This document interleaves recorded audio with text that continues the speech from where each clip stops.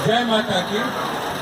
सबसे पहले मैं माँ के स्वरूप पर जो हमारे दौलत में आज स्थापित हुआ है, अपने बनाए हुए 4 शब्दों के द्वारा माँ जगदम्बा को अपनी कुछ 4 पंक्तियां समर्पित कर रहा हूँ। आज माँ के रूप की अनुपम छटा है, सिंह को वाहन बनाकर व्योम से उतरी घटा है। शंख चक्र त्रिशूल कृपाण वाली माँ तेरे इस रूप पर मोहित हुई है सृष्टि सारी। सिंह की भीषण छटा अवलोक कर, माँ तेरा आलोक पुंज विलोक कर। शत्रुदल भयभीत सारा, भक्त को मिलता सहारा। माँ तेरी इस चरण रज का मिल सके हमको सहारा। धन्य है जीवन हमारा, माँ तेरे इस रूप पर अर्पण करूं संसार सा।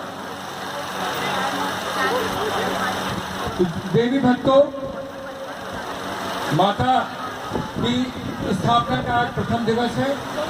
सबसे पहला जो श्लोक हम दुर्गा सप्तशती का स्मरण करते हैं कि या देवी सर्वभूतेषु शक्ति रूपेण संस्थिता, नमस्तस्यै नमस्तस्यै नमस्तस्यै नमो नमः। हे देवी, तुम संपूर्ण जगत में शक्ति के रूप में स्थित हो, आपको नमस्कार है। तो मेरे मित्रों, देवी का ये शक्ति का स्वरूप आप देखेंगे सभी जगह जो नौ दुर्गा स्थापित होती है, अधिकांशतः माँ का ये सिंह वाहिनी वाला स्वरूप ही आपको देखने को मिलता है। तो ये माँ का शक्ति का स्वरूप है और इस शक्ति के स्वरूप से आज से नहीं, देव युग से देवताओं ने, त्रेता युग में मर्यादा पुरुषोत्तम राम ने इन माँ के इस देवी स्वरूप की आराधना करके शक्ति अर्जित की और विजय प्राप्त की। हम अक्सर ये देखते हैं कि आपका यहाँ पर नौ दुर्गा शुरू होती है, हम देवी स्थापित करते हैं और अन्य स्थानों पर मंच बन जाते हैं रामलीला के। बहुत से बच्चे और हमारे बहुत से नवयुवक ये नहीं जानते कि आखिर है क्या कि शरदीय दुर्गा स्थापना के साथ ही रामलीला शुरू हो जाती है। नौवीं पर आप दुर्गा का जल विसर्जन करते हैं और 10वीं पर राम और रावण का युद्ध होता है और रामलीला चलती है। तो आखिर क्या ऐसा संबंध है, इसकी जानकारी वैसे हो सकता है आप सबको हो, पर मैं चाहता हूँ कि यदि नहीं है तो ये जानकारी आपके बच्चों तक पहुँचे। ये शक्ति का स्वरूप देव युग में राक्षसों को पराजित करने के लिए सभी देवी देवताओं ने अपनी अच्छी से अच्छी शक्तियां, अच्छे से बड़े आयुध, अस्त्र शस्त्र देकर एक ऐसी महाशक्ति के स्वरूप को स्वरूप दिया था जिसने जाकर अनेक राक्षसों को मारा। इसी तरह से त्रेता युग में भगवान राम की विजय यात्रा में भी माँ दुर्गा का बहुत बड़ा योगदान है। ये एक कथा है जिसकी वजह से सदियों से रामलीला और नौ दुर्गा की स्थापना साथ साथ हो रही है। आपको पता है कि राम और रावण का युद्ध हुआ। राम और रावण के युद्ध में कुछ तो कहा जाता है कि रावण की नाभि में अमृत था, पर अमृत उसी को मिलता है जो साधना प्राप्त करके अमरता प्राप्त करने लगे।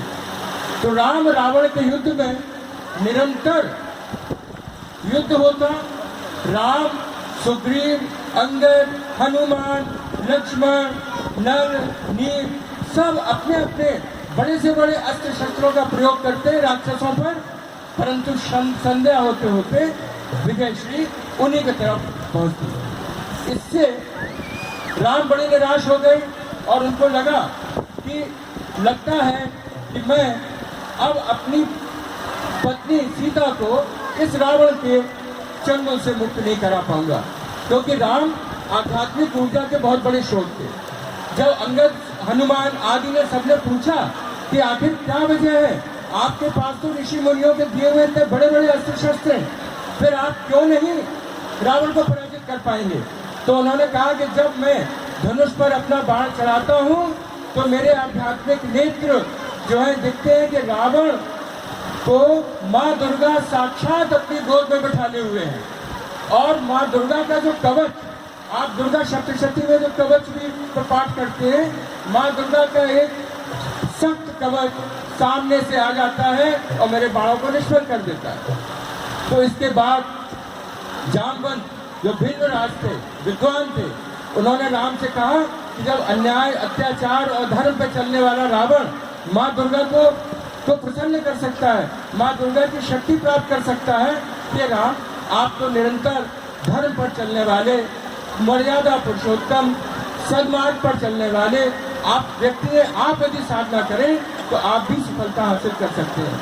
कहा जाता है कि राम ने 9 दिन अपना युद्ध का सारा संचालन अपने अन्य सैन्य वीरों को, अंगद, हनुमान और नल, नील वगैरह लक्ष्मण को दे दिया।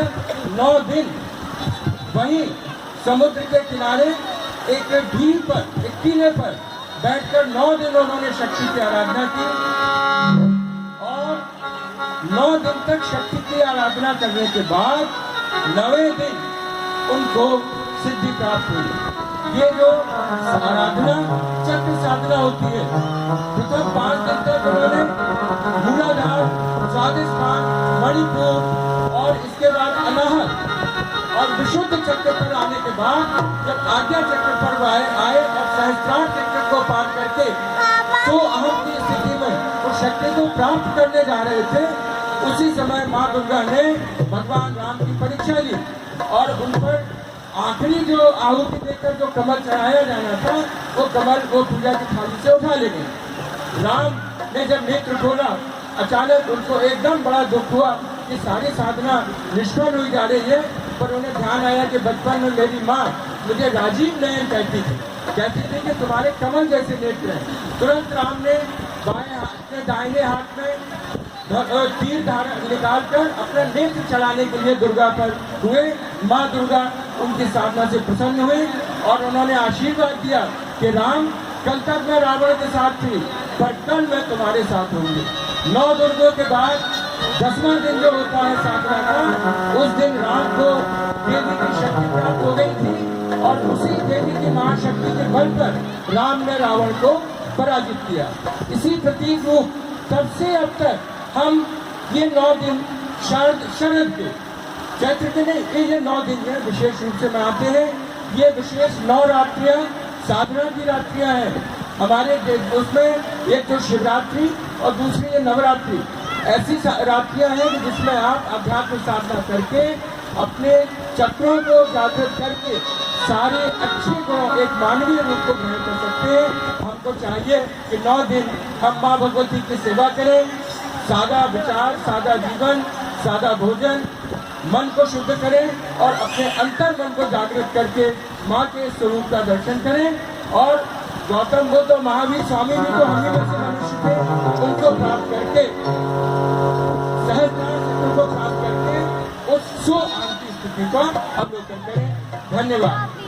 जय माता।